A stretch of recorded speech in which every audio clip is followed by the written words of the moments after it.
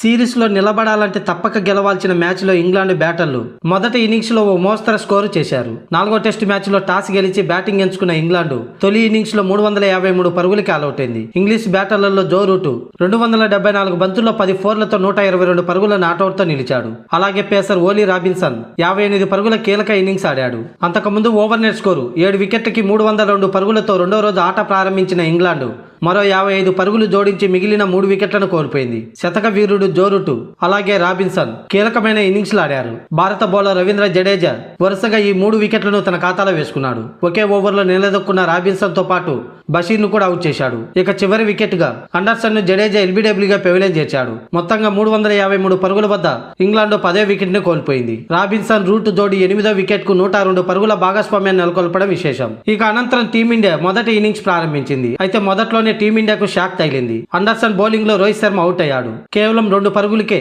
Keeper కి catch ఇచ్చి pavilion చేరాడు. ప్రస్తుతం క్రీజ్ లో యశస్వి జైస్వాల్, శుభమన్ గిల్ నిలకడగా ఆడుతున్నారు.